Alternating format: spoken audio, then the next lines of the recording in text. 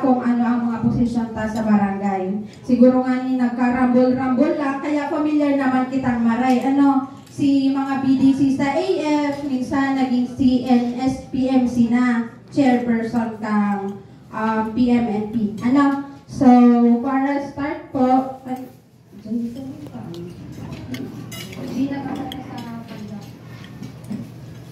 sorry na agad.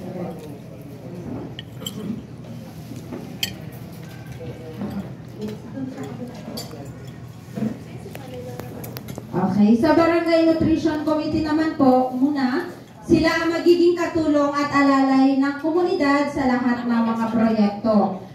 Sila ang magpapaabot o magpapaalam sa mga tao ng impormasyong kinakailangan. So, kung igwa po baga ay ang committee pong ini, ang barangay po ang nagpili sa inda kung isay ang matabang ka mga community volunteer para po sa implementasyon kang programa.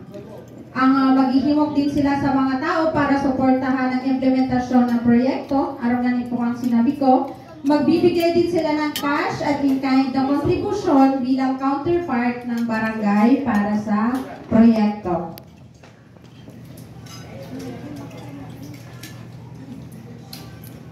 Okay, si Barangay Secretary, aramtaman po na pag may mga pinapagibo, may mga kaibuhan ang kalari, araw ka mga resolutions, si Secretary po ang nagtatao. Kasi dayman po, gabos, perning si MCF na lang. Bahala na ngayon si MCF ang mag-ibo ka iyan.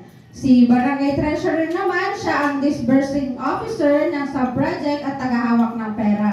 So, pag yaw si mga treasurer, si Tres Kambukal, aram po inda yan na pag may mga kwarta po baga, halik sa kalay, kamo po ang in-charge. Community Sub-Project Management Committee. So, hindi po medyo mahirap-hirap siyang itandaan kasi sikang AF, BDC, TWG, ngunyan CNS, PMC.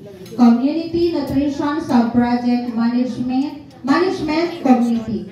So, sila ang pakalahatang tagapamahala, magpapasya sa lahat ng bagay sa aspetong pinansyal. Binubuo ito ng chairperson ng mga komitiba. Sila ang magiging overall manager sa sub-project implementation. Magkakaroon sila ng regular meeting at magre-report sa barangay tungkol sa estado ng accomplishment ng proyekto. Okay. CNS-PMC chairperson. So, ganoon na si BDC TWG chairperson. Yaon po digdi si Barangay Alianza. Yaon. Ay, nakatakoy. Okay, sir. Siya ang BDC kang AF. Sir? Tapos mo niyan, CNS-PMC chairperson kang PMLP. Siya ang namumuno sa Barangay Development Council Technical Working Group na binubuo ng iba't ibang komitiba. Siya rin ang nag-aaproba ng lahat ng patungkol sa implementasyon ng programa sa barangay, kagaya na lamang ng mga dokumentong nakalakip sa request for fund release at isa sa mga nagpipirma sa cheque. Tungkulin niyang pamahalaan at panatilihin ang kanyang grupo at komitiba ay naisasagawa ang kanilang mga tungkulin. So, garo si CSN-PMC ang in charge kung si mga members niya nagigiwaga si mga tinalaga sa iya sa posisyon. Sir? Okay.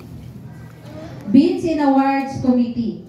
So, same man lang po sa AF, sila ang presiding officer sa mga procurement activities para sa pagbili ng mga materyales para sa proyekto. Isa sa tungkulin ay ang pag-award sa mananalo sa lowest calculated and most responsive supplier. So, kung may ilikta po dyan sa picture, garo, sila pag igwa po baga kitang mga supplier na naggana na, kunyari nagtaon na kita ng quotations, tas may nanggana na, dapat itong pantay ang pag-ano tabakong, sipadi na lang ngayon, tayo nung ngayon pa bang akin ko, ito na lang ang pag-anahon ta.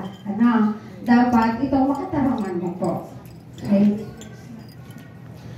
Project Implementation Team or PIT. Sila ang namamahala sa pang-araw-araw na pagpapatupad ng sub-project. Sila rin ang naghahanda at nagpapatibay ng weekly schedule ng disbursement para sa pag-implementa ng proyekto at iba pang kaugnayan sa proyekto. Grievance Redress System Committee. Sila ang Grievance Redress Committee.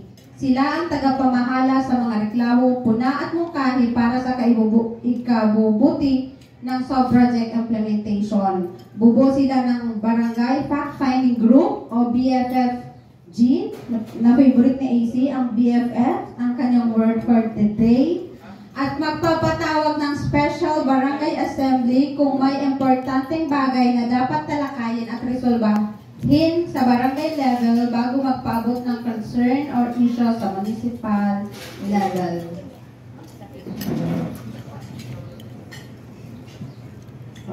Operation and Maintenance Team. So, ang aral ko po siguro kang mga nakaaging simana, si mga MCF ta, si mga nagkakaharali pa lang, nagkandak na kaining formation of O&M. Sila ang bubuo ng organization na mamamahala at magplano sa sustainability ng proyekto pagkatapos ng implementation stage. So, permanent po bagang sinasabi sa Indo na daiman habang buhay yaon ng kalahi. So, importante na may plano ka mo kung paano nindo isusustain ang tinatawing sub-projects. Nagkakaigwa din po kami kaya ng sustainability evaluation test after 6 months, after 1 year, and every year. Sila ang magbubuo ng polisiya, structures, roles, and functions ng organisasyon na mangangalaga sa proyekto na pagdidesisyonan sa taripa na kolektahin. Bubuo din sila ng plano kung paano magiging maayos at sustainable ang proyekto para mas mapakinabangan ng matagal ng komunidad. So, aron po kang sinabi ko, si O&M ang plano kung paano mas mapapahaloy. Kung paano na, kunyari after 10 years, mapapakinabangan pakigiraray kang barangay, si tinawang evacuation center, si tinawang barangay health center, si mga araw po kailan. Ano? Ayun na lang po ito. Thank you so much.